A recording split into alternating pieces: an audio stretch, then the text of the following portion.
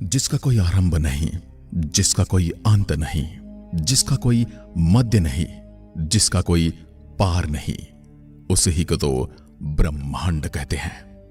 ब्रह्मांड के अंतिम छोर तक की यात्रा यानी अंतरिक्ष की यात्रा। अंतरिक्ष नाम है अनंत संभावनाओं का। अंतरिक्ष नाम है कभी न खत्म होने वाले रहस्यों का।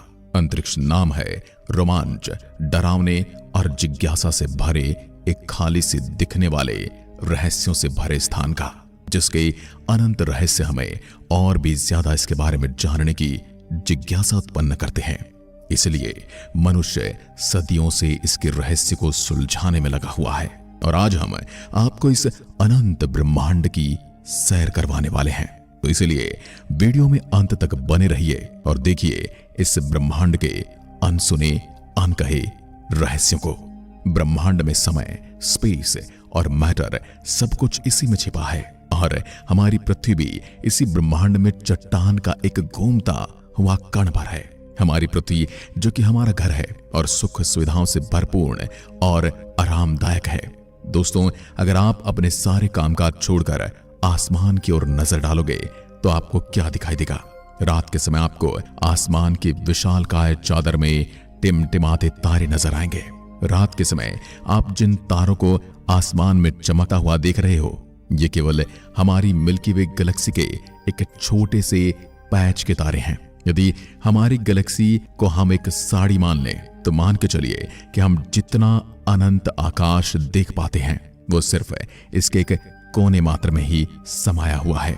हमारी गैलेक्सी में हम बहुत छोटी सी जगह पर रहते हैं और वहीं के तारे हमें दिखाई देते हैं। फिर हमारी गैलेक्सी में बाकी जगह क्या है?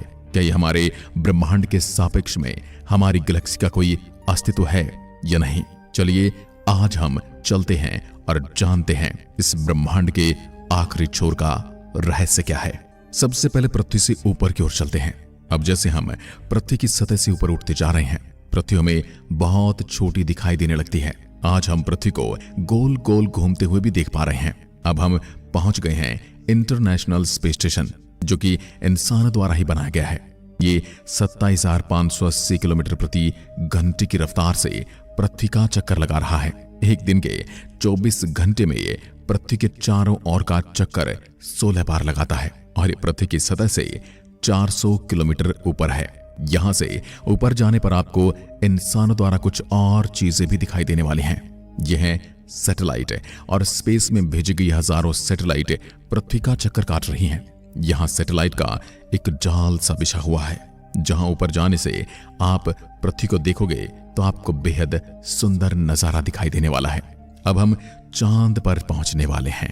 अब हम चांद पर पहुंच गए हैं और हमसे पहले यहां पर 12 एस्ट्रोनॉट यानी 12 और इंसान आ चुके हैं और हम पृथ्वी से अभी लगभग 4 लाख किलोमीटर की दूरी पर हैं। चांद का कोई वायुमंडल नहीं है, इसलिए एस्ट्रॉयड और कॉमेट्स की नजर से बहुत ज्यादा खतरनाक हो जाता है, क्योंकि कॉमेट्स एस्ट्रॉयड को स्पेस में जला दें ऐसा इसका वायुमंडल नहीं है। इसलिए यहां पर एस्ट्रॉयड सीधे टकरा सकते हैं। शुक्र है कि हमारी पृथ्वी का वायुमंडल है जो हमें स्पेस से आने वाली ऐसी खतरनाक चीजों से बचाए रखता है। इसलिए हमें हमारी मदर अर्थ को इसके लिए थैंक यू बोलना चाहिए।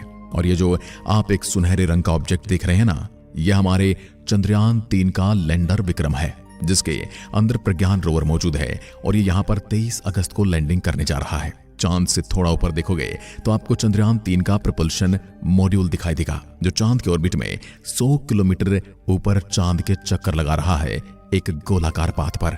और साथ ही दिखेगा चंद्रयान 2 का ऑर्बिटर, जो पिछले 4 सालों से चांद पर रिसर्च कर रहा है और आज भी चंद्रयान 3 की सहायता के लिए ये एकदम तैयार है। इसी ने चंद्रमा के वायुमंडल में बहुत ही महत्वपूर्ण खोज की है। इसने यहाँ पर कुछ गैसों को आइडेंटिफाई किया है, जिसके लिए इसे मानव इतिहास और अंतरिक्ष विज्ञान की दुनिया में सदा सदा याद रखा जाएगा। जो कारनामा यहाँ पर कई देश इंसानों को भेजकर नहीं कर पाए, वो कारनामा हमारे इस आधे सक्सेसफुल मिशन चंद्रयान 2 ने कर दिखाया है।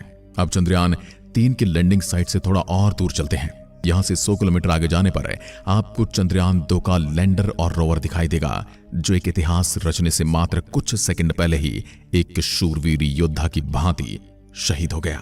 पर इसने चंद्रयान 3 के रास्ते को आसान बनाया है। इसने चंद्रयान 3 को रास्ता दिखाया है इसके ये टुकड़े आने वाले लाखों सालों तक इसकी वीरता और हमारे वैज्ञानिकों के साहस की कहानी बयान करते रहेंगे। अब इस जगह से 100 किलोमीटर थोड़ा और आगे चलते हैं, यानी कि हमारे चंद्रयान 3 की लैंडिंग साइट से 200 किलोमीटर दूर, जहां पर लूना 25 लैंड करने वाला था। लूना 25 जो अभी अभी चांद पर उतरने की कोशिश में चांद की जमीन से जा टकराया और एक और साहसी मुसाफिर का यहां पर गिरकर अंत हो गया। ये अंतरिक्ष मुसाफिर थोड़ी जल्दबाजी में लग रहा था, इसलिए ये गलती कर बैठा। इसके टुकड़े आने वाले समय में वैज्ञानिकों को संयम रखने और किसी भी तरह की जल्दबाजी न करने की नसीहत देते रहेंगे। अच्छा होता अगर इसे थोड़े समय बाद चंद्रयान की लैंडिंग देखने और समझने के बाद ही लॉन्च किया जाता। भले ही चंद्रयान 3 की लैंडिंग में कोई कमी रहती या न रहती, अगर कमियां रहती तो उनसे सबक ले सकते थे। और अगर चंद्रयान 3 सही सलामत उतर जाता है चांद की सतह पर, तो उससे ये शिक्षा ले सकते थे। पर अब जो होना था वो हो चुका है। हमें आगे बढ़ना चाहिए। चांद पर रिसर्च के लिए यहाँ विक्रम लैंडर उतरने वाला है, जो यहाँ पर 14 दिन बिताएगा और आपको इसकी जानकारी देगा। हमें तो अनंत अंतरिक्ष में जाना है, इसलिए ज्यादा देर यहाँ नहीं रुक सकते। चलिए आगे बढ़ते हैं। अब इसे देखिए, ये हमारे सौरमंडल का सबसे चमकीला ग्रह वीनस यानी शुक्र ग्रह। इसकी ग्रेविटी हमारी पृथ्वी के समान है, लेकिन ये ग्रह एक नरक की तरह दिखाई देता है, क्योंकि यहाँ पर एसिड की भयानक बारिश होती है और इसके वातावरण में दिखाई देने वाले बादल सल्फ्यूरिक एसिड के हैं। सूर्य की गर्मी यहाँ आती है, लेकिन वहां से वापस नहीं जा पाती और इसी वजह से गर्मी यहाँ के वातावरण में रह जाती है। यानी कि सूरज से आने वाली सारी गर्मी को ये सोख लेता है और उसे अपने अंदर समा लेता है और फिर अपने आप उबलने लगता है। इस ग्रह पर सबसे ज्यादा ज्वालामुखी मौजूद है और यहाँ पर कोई भी सर्वाइव नहीं कर सकता है। यहाँ से आगे बढ़ने पर हम सूरज के सबसे नजदीकी ग्रह के पास पहुंच गए हैं। इस ग्रह का नाम मरकरी यानी कि बुध ग्रह है और इसकी धरती हमारे चांद के जैसी है और वैसी ही नजर भी आती है। वैसे ही गड्ढे, वैसे ही जमीन और वैसे ही धूल। ठीक है, चांद जैसे यहाँ पर बड़े बड़े गड्ढे भी आपको दिखाई देंगे। इसके साथ ही यहाँ के दिन और रात के तापमान में बहुत ज्यादा अंतर है, क्योंकि रात के समय यहाँ का तापमान -170 डिग्री सेल्सियस तक चला जाता है, जहां पर आम इंसान का क्या हाल होने वाला है आप समझ सकते हैं। ऐसे में कैसे कोई जीव वहां पर पनप सकता है, आप अंदाजा लगा सकते हैं। खैर, ये तो थी रात की बात। अब थोड़ा दिन में भी आ जाते हैं और वहां दिन के समय में तापमान 400 डिग्री सेल्सियस तक होता है। आप अंदाजा लगाइए, इतने ज्यादा तापमान में कैसे कोई जीव पनप सकता है। ऐसे तापमान में तो कीटाणु जीवाणु से लेकर कुछ भी पनपना असंभव है। चलो थोड़ा आगे चलते हैं और हम पहुंच गए हैं हमारे जीवनदाता सूर्य के पास। सूर्य इतना भारी है कि इसकी ग्रेविटी पूरे सोलर सिस्टम को नियंत्रण करती है और इससे निकलने वाली लपटें इतनी ज्यादा बड़ी हैं कि सूरज की सतह से हजारों किलोमीटर ऊपर तक चली जाती हैं। हमें यहाँ रुकना नहीं है, बल्कि आगे बढ़ना है। अब इसे देखिए, ये है पृथ्वी का सबसे नजदीकी ग्रह मंगल। इसकी धरती लाल होने की वजह से इसे लाल ग्रह भी कहा जाता है। इसकी सतह का रंग हल्का लाल है क्योंकि इसकी सतह में लोह कण बहुत ज्यादा है। सबसे ज्यादा वैज्ञानिक इसी ग्रह के बारे में जानना चाहते हैं, क्योंकि उन्हें लगता है मंगल ग्रह पर हमारा अतीत छिपा हुआ है। उन्हें लगता है कि किसी समय में मंगल पर जीवन रहा होगा, जो आज पृथ्वी पर पहुंच गया है। यहाँ पर भी नदियां मौजूद थी, इसका एक अपना वातावरण था और यहाँ भी कभी जीवन पनपा था। हालांकि आज ये ग्रह वीरान पड़ा है और वैज्ञानिक यहाँ सूक्ष्म रूप में जीवन बसाने में जुटे हुए हैं। एक ऐसा समय भी था जब धरती शुक्र ग्रह की तरह आग की लपटों से घिरी हुई थी। उस समय हो सकता है कि यहाँ पर जीवन रहा हो। यहाँ से आगे की यात्रा हमारी थोड़ी और डरावनी होने वाली है। यहाँ आपको बड़ी बड़ी विशालकाय चट्टानें देखने को मिली हैं और ये सूर्य के चारों तरफ चक्कर काट रहा है। इस एस्टेरॉयड बेल्ट में मौजूद बड़ी बड़ी चट्टानें अगर आपस में जुड़ जाएं तो इनसे एक बड़े ग्रह का निर्माण हो सकता है। हम पृथ्वी से इतनी दूरी पर हैं कि यहाँ से पृथ्वी आपको एक सूक्ष्म बिंदु की तरह दिखाई देगी। अंतरिक्ष की गहराई में आगे बढ़ने पर यह पृथ्वी हमारी आंखों से ओझल होने लगती है। अब हमें इसे देखने के लिए किसी टेलीस्कोप या दूरदर्शी यंत्र की आवश्यकता पड़ेगी। अब हम पहुंच गए यूरेनस पर। जब तक टेलीस्कोप का आविष्कार नहीं हुआ था, तब हमें यूरेनस और नेपच्यून के बारे में कोई जानकारी नहीं थी। नेपच्यून हमारी सौर व्यवस्था का सबसे आखिरी ग्रह है। सोलर सिस्टम बहुत बड़ा है, इसलिए नेपच्यून के बाद भी सिस्टम खत्म नहीं होता। सोलर सिस्टम की गहराई में आगे बढ़ने पर अब हम कुइपर बेल्ट में पहुंच चुके हैं।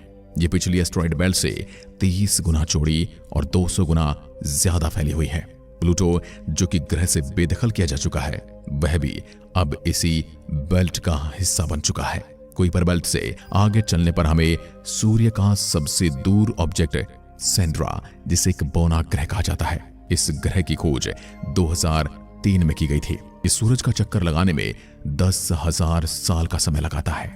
अब हम सोलर सिस्टम से बाहर निकलने वाले हैं और इंटरस्टेलर स्पेस में पहुंचकर आपको वोराइजन 1 स्पेसक्राफ्ट दिखाई देगा और इंसानों द्वारा सबसे दूर बनाई गई चीज है। ये पृथ्वी से 19 अरब किलोमीटर दूर जा चुका है और अभी भी इसकी यात्रा उसी गति से निरंतर जारी है और इसने अंतरिक्ष काफी ज्यादा सवालों के जवाब दिए हैं। यहां से आगे बढ़ते हैं और यहां से आपको सूरज एक तारे की तरह दिखाई देने वाला है, जबकि पृथ्वी तो कहीं गायब सी हो गई है। इसका कोई नामो निशान तक नहीं है। इस जगह पर भी सूर्य की ग्रेविटी को महसूस किया जा सकता है, क्योंकि यहाँ कॉमेट्स सूर्य की ग्रेविटी से बंधे हुए हैं और इन धूमकेतुओं में इतना ज्यादा पानी भरा हुआ है कि अगर ये इकट्ठा हो जाए तो पृथ्वी से बड़े गहरे सागरों का निर्माण कर सकते हैं। हमारी पृथ्वी पर अधिकांश पानी इन कॉमेट्स के जरिए ही आया है। इस जगह के बाद सूरज की ग्रेविटी कम होने लगती है और यहां से आगे शुरू होती है एक रहस्यमय यात्रा।